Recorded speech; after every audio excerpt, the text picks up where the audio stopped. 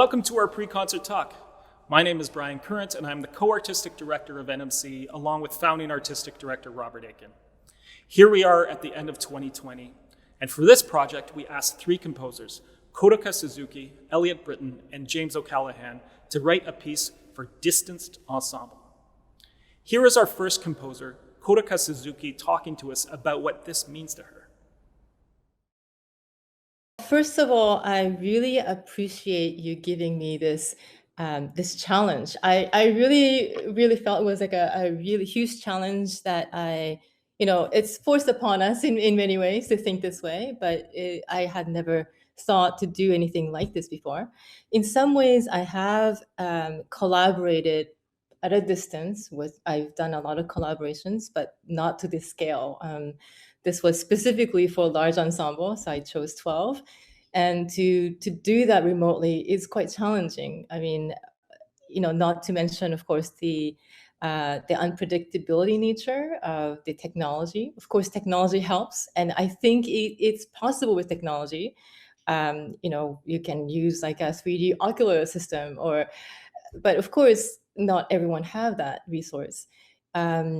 And so I wanted to actually embrace this sort of unpredictability, as well as this kind of allowing any type of setup to make something that could be interesting.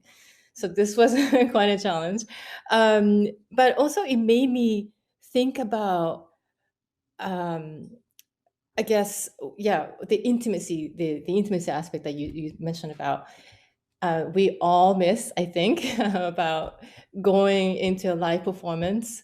I miss it. And I think there's something unique about being in the same space. It's a shared same space that you experience with one another. But also there is this beautiful aspect of this unpredictability. You don't know what happens. Watching the performers, like all those things. That's why you go see it live and not on a recording. And then another thing is these interactions that maybe the performers themselves have, that you get to witness, this exchange that makes it as a complete whole, right? So how can I do this? So I really wanted to place that into this two-dimensional space with this limited technology. So I thought, so with low tech, can I still make it interesting? And I wanted it really was my intention to use as many, so 12, and playing simultaneously. And then also this unpredictability in nature, which you might see. So there's a little bit of I guess the image video kind of setup that in combination it makes it somewhat predictable. I wasn't sure what they're going to look like, and by placing them together with the 12 instrumentalists, they also form some kind of surprise. I mean, for me it was, and I like that about it. And yeah, and I guess, and then you could see them. The other thing I was thinking about is just to showcase the presence of the performer. So um, you'll see a lot of close up of the body. So their presence is really then expressed through their body, through what they decide to wear, through where they decide to record it.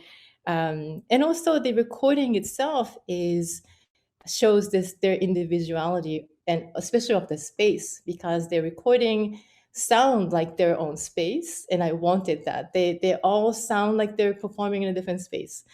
um and then also, I guess, lastly, like using things that they can find from their own home, that they feel that they choose what to use within the limitation, but they get to choose things that they have from their own home.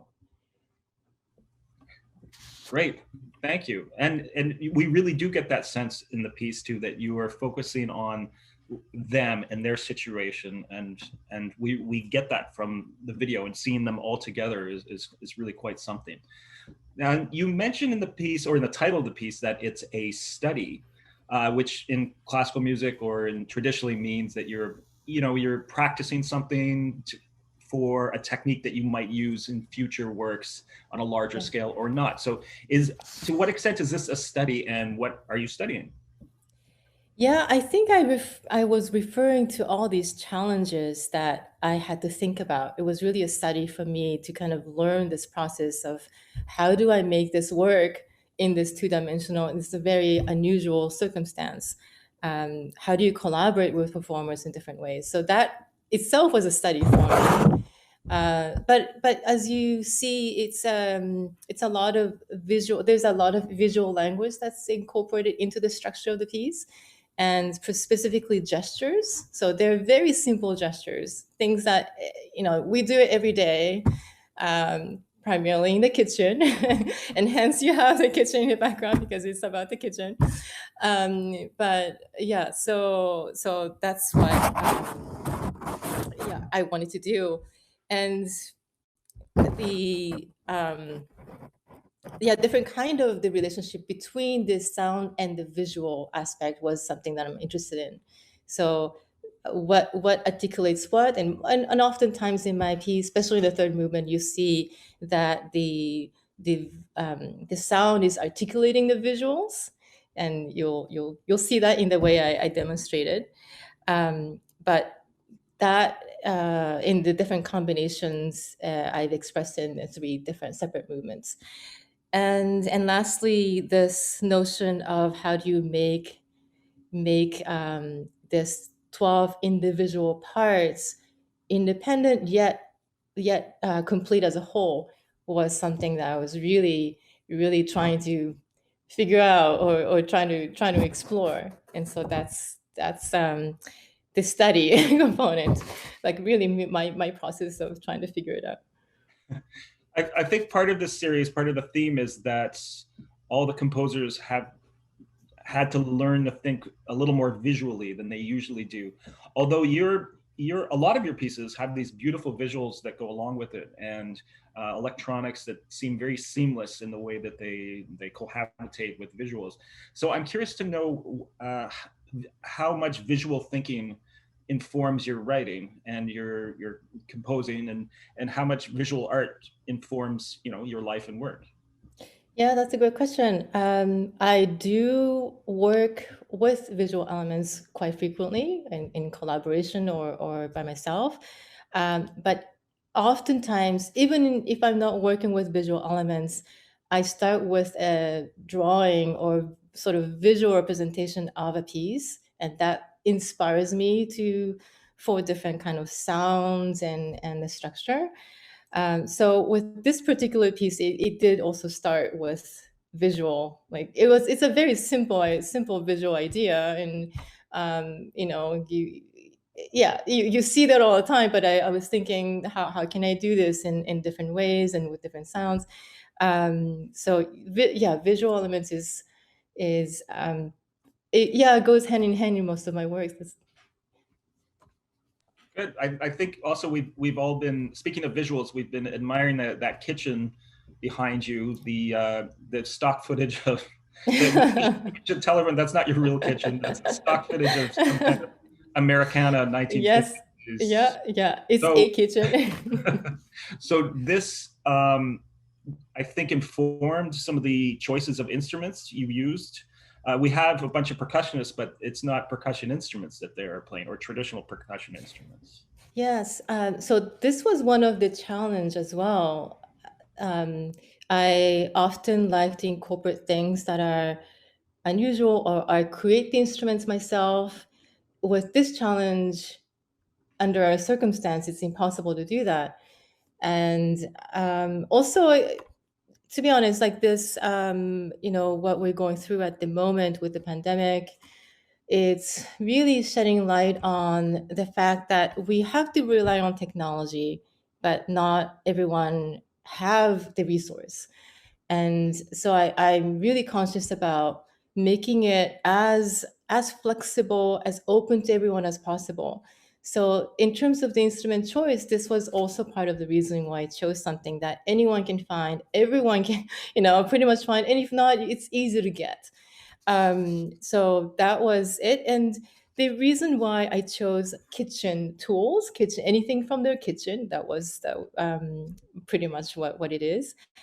Um, the reason why I decided to do that is um, also I think during this pandemic, I found myself cooking more. I think as a lot of people probably were, and I found a place of happiness, and I felt the kind of almost like norm, back to norm in some ways, like at home cooking.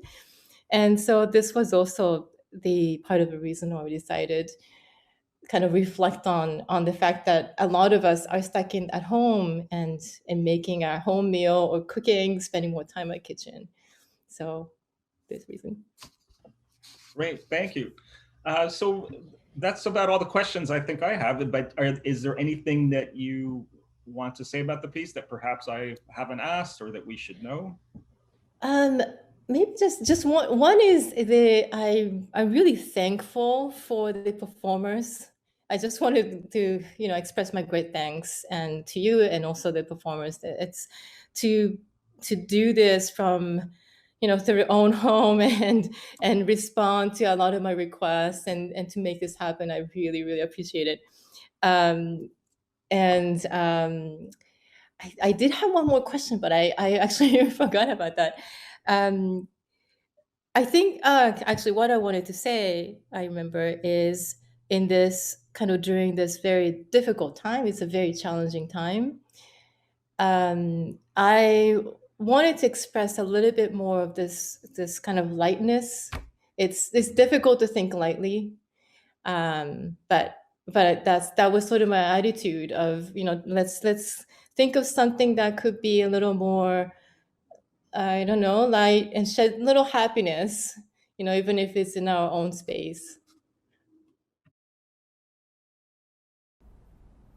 Thank you, Kotoka. We look forward to listening to your work with you at 8 p.m. Our next composer is Elliot Britton, who is also based here in Toronto. We asked him about the story of this piece, which begins in beautiful southern Alberta. So the story of this piece begins with Aaron Thrall and me getting an invite, a rather mysterious phone call that essentially said, Elliot, we've noticed that you've been doing some pieces that are related to bison in Manitoba. So one with the WSO called Heirloom Bison Culture, and then another one called Run Freddy Run with Camerata Nova. And they said, we hear you like bison. I want to introduce you to these people in Alberta who are just about as bison crazy as you are, if not more so. And that's Leroy Little Bear and Amethyst First Rider, who are behind the Bison Repatriation Project. So they saw me and thought, this guy gets it. Let's get together and have a conversation. So then I got invited to Alberta, and it was kind of this weird situation, just arriving and then driving out into the middle of the prairie to just talk about bison with Aaron Thrall, Leroy, and Amethyst. And I realized that these were some incredible people who saw nature in sort of we all see nature in different ways, but the conversations we had about this sort of multi-dimensional, multi-scale, multi-size vision of time unfolding at different time scales was something that we all had shared and viewed in different ways. And Susan, who's a resident, I guess, biologist at the McIntyre Ranch, was also part of that because she helped me get out onto the land and see all of these animals. So I would go out with Leroy, Amethyst, Aaron, and Susan in different ways, seeing with different eyes. But then I also brought out a digital microscope and a bunch of other camera equipment and microphone equipment to be able to capture all of these things that people can't see. So I was collecting this material for about 3 years, going back and then getting the material in the summer. And after all of that was done, I really, when the opportunity with New Music Concerts came up, I thought, this is when I can finally start using this material. So it starts, as usual, with a lot of the projects that I do lately, with the challenge of remote presentation. And I wanted to do something that was the best version of this piece that could exist, not some kind of compromise that would exist, I guess, better on stage and somewhat compromised in the home. I wanted to take advantage of the fact that everyone was going to be recording right up close to their microphones and make a piece that, just like with magnifying the sage grass to the point that it looks like a big kind of fuzzy pillow, or the burr so it looks like a forest, I wanted to magnify the string pizzicato so it's the absolute loudest thing, and then take the loud sounds and make them quiet. So this idea of zooming in could only really be done effectively at home and celebrating people's strange microphone technologies and living room acoustics. And I now know what everyone's living room and offices sound like in great detail. And that starts with a score and a click track and discussions about best practices. And I also needed to get people to send me videos of their instruments up close, which was a challenge. So it was a lot of communication, a lot of planning, and the musicians did a fantastic job. And I was really excited to see all of the things that they sent me. So, and that all got uploaded online, and I downloaded it and chewed through all the material and started working with the machine learning. And that's how the project got to where it is now. Great, and it turned out wonderfully, as we'll all see in about a half an hour or so. And a lot of this too is very visual, and we're trained as composers, but obviously many of us have interest in visual art. Can you tell us a bit about your relationship with visual art and how it affects your work, if at all?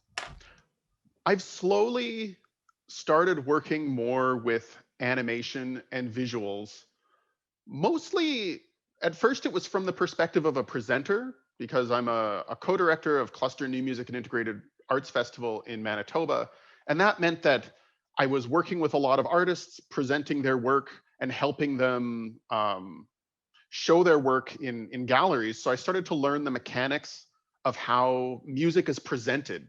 So I now think more and more from a composer perspective, but also as a presenter perspective about how people experience things. And then that led to discussions about the performance venue and the visuals and what's effective and what's not effective. So when I started to record extreme close-ups as a way of presenting my music, it eventually got so close that it just became like animation, abstract animation. So I don't really consider myself to be a visual artist per se. I more kind of document what is happening in the world and then combine things together. And working with visual artists and video artists, I've learned tricks to avoid. And sometimes I simply can't avoid them. Like I know at the beginning of this piece, everything starts in black and white, and the musicians are largely in black and white, because all of those musicians have wildly different cameras with wildly different lighting, with completely different resolutions and color temperatures. So the only way to make them look unified is to just go very aggressive with the black and white resolution, or the black and white monochrome. And I think the best I can do at this point is to try and avoid undermining the material. And I try and present it, and I let the computer sort of take control and generate things that are very strange. But I try and eliminate my decision-making process and focus as much as I can on the audio and try not to overdo it. With this project, it's got me thinking about, and I'm fascinated about where we are now. Let's say if just live players on an acoustic stage, concert hall, is the old way, or we're still doing it and we love it, and we're on a trajectory towards maybe everything going online one day in the future. And I wonder where we are now, where you think we are now, and whether this era has precipitated a move into the digital realm. Like, are we going to come away with this with all kinds of new tools that make it easier to do things online? Or do you feel it's easier now to do things online after doing this project? I don't think that I think the way that people are responding to the technology is new, but I don't think that this technology is new. It's been around for a while, but the adoption and the rate of change and the rate that suddenly people are expecting to experience music over Zoom, these are things that were peripheral before and now the center of people's artistic experience. And I can say that I was so happy to see a student concert from the University of Manitoba, or sorry, the University of Toronto at online on my TV. That was great. And I don't think that this is where it's going permanently, but the rate of uptake and some of the permanent changes that have happened in terms of adoption are good. But I think, if anything, this has reminded people how important the physical experience is. But I think that it's also opening up new opportunities for people who can't necessarily just be in a concert hall, or people whose practice doesn't necessarily involve being in a large space, because that's a privilege that not everybody has access to. Before we wrap up, is there anything else that you'd like to say about the work, or anything that you think that we should come away with having listened and seen this? I suppose I would just like to thank Aaron Thrall, Leroy Little Bear, Amethyst, First Rider, and Susan Lingle, and the people at the McIntyre Ranch who took the time to really help me see Canada, and specifically Southern Alberta, but it's changed the way that I view everything. There's a moment in the piece where I was looking at a flower very, very closely, and then there's a tiny beetle that walks through the flower, and then on that beetle there's a tiny little other creature that was sitting there on the beetle, and the drama and the beauty of that space just kept getting crazier and more alien the closer in I got. And I wouldn't have noticed that in the same way if it wasn't for the time talking to Leroy, Amethyst, and Aaron out on the land at the McIntyre Ranch. So I'm really grateful for that experience, and I would highly recommend that anyone, if you can, take advantage of the fact that the technology all around us is getting cheaper and more accessible by the minute. And the digital microscope that I use went from $6,000 to $40 1 year. And it's been wonderful to just look at things in this computer or technologically assisted way to get this sense of scale. Because scale goes up and down in sort of the same fluid way. And that's kind of what this piece is about, is just kind of this continuity of patterns. And I hope that people can see a little bit of that. Thank you so much, Elliot. We could not be more pleased to have your work on this series. And finally, we head to the community of Troy in upstate New York to hear from our third composer, James O'Callaghan, who is normally based in Montreal. He is now visiting a residency in a church space that, as you will see, figures prominently in his piece tonight. We asked him about how his personal relationships with the musicians helped to inform the work.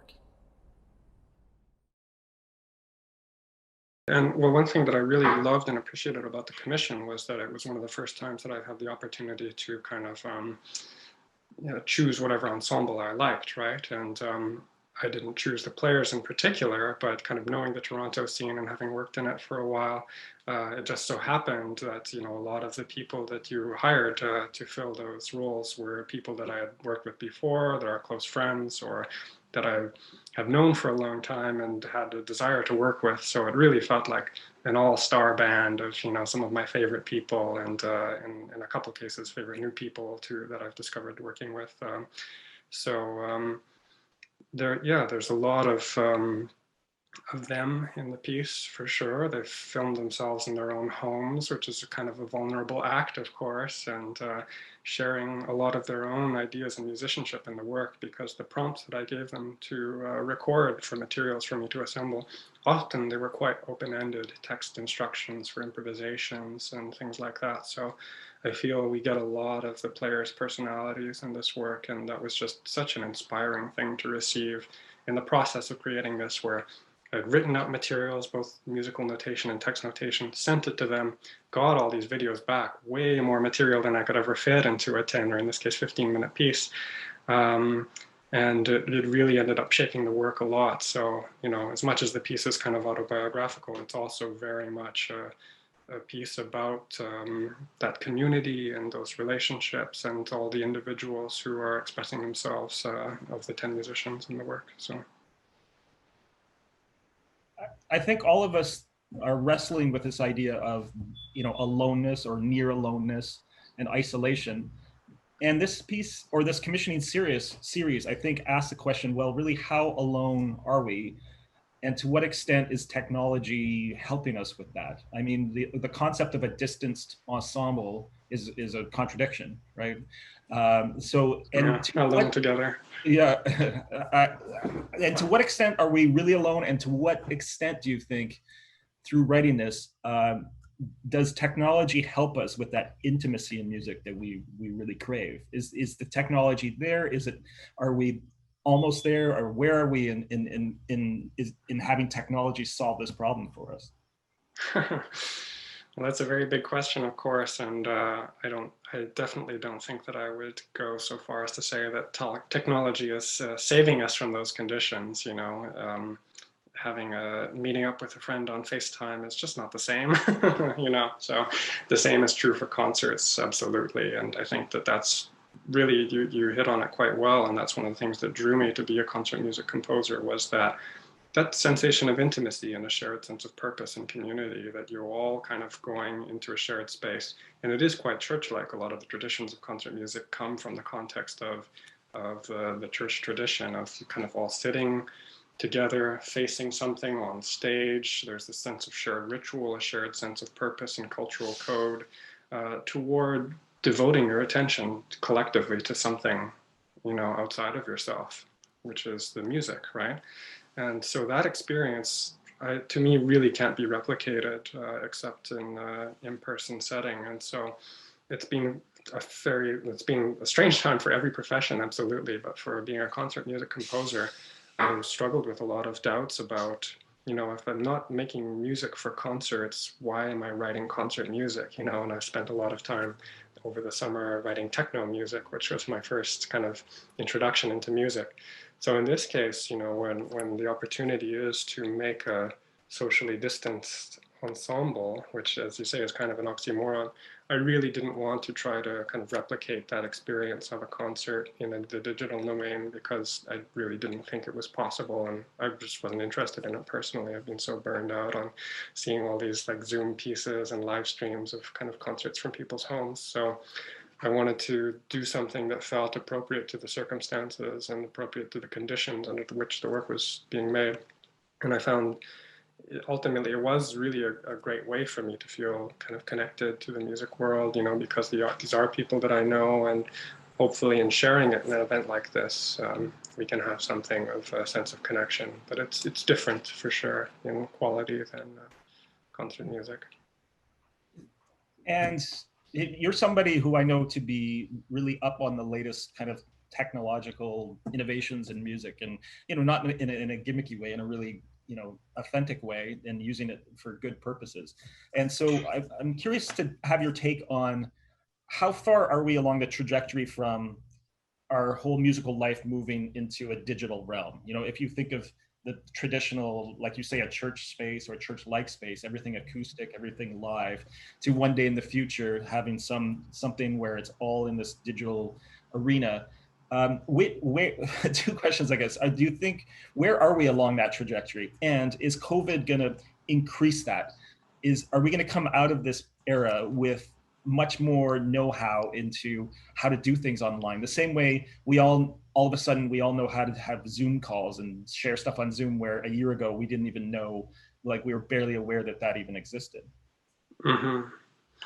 Well, I do certainly feel unqualified to kind of pontificate about the directions that technology and society are heading and the way that they will shape our behavior. But my hopes are that this situation doesn't accelerate the destruction of concert music or those experiences. You know, I can imagine a kind of future where technology is something, rather than necessarily bringing us all together, is something that kind of striates us, and we can see kind of classes of people who spend more time online and people who kind of shun the technological metaverse, you know, where you're existing mostly as an avatar in a square on screen, and decide to return to a kind of more embodied and physical community, kind of in and around the cracks of that infrastructure. But I really don't know. I mean, I guess the more optimistic side of me sees it as something that just becomes integrated, and, you know, technology allows us to have greater access to opportunities for different kind of people. More people, we see that already, the more people have the tools to kind of teach themselves, tools to be creative or successful or connect with other people.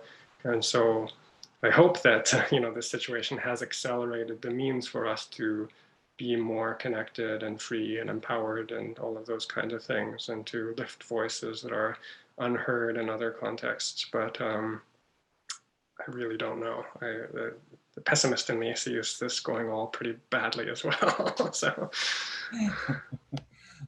okay, what about visual art? I think part of this series too is asking composers to think about visuals in a way that we are not always necessarily trained for, but has come across remarkably well across all three pieces, I think.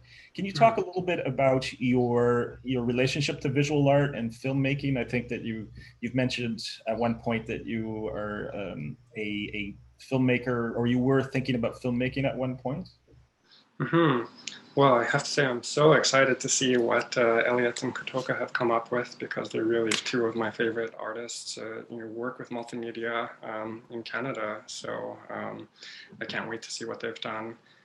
In my case, it was really a delightful opportunity to go back and kind of dive deeper into modes of expression and tools that I did have some experience with, but not a lot. So, as you mentioned, I studied film before I studied music, and that was in the context of my undergraduate degree at Simon Fraser University, where it took me a long time to pick a major, and it was lucky that it's the whole thing about that school is an interdisciplinary arts program, so you're really encouraged to spend a lot of time taking classes from different artistic disciplines.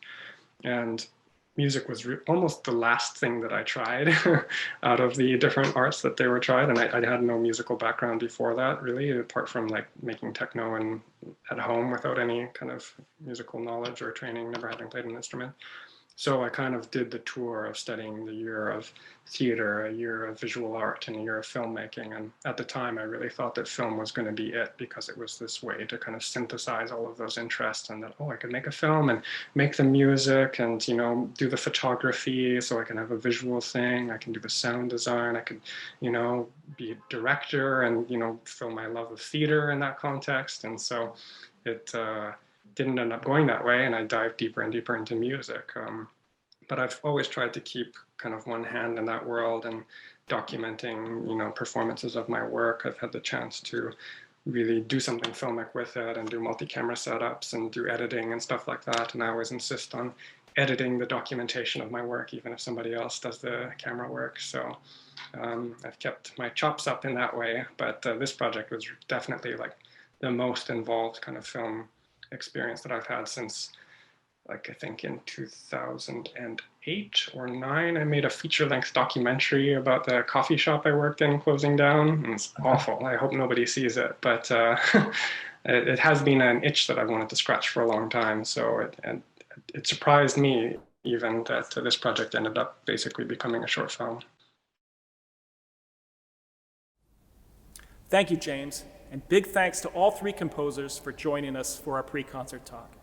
For information about these composers, please see our concert program at newmusicconcerts.com. We'll see you right back here at 8 p.m. for our 50th anniversary commissioning series.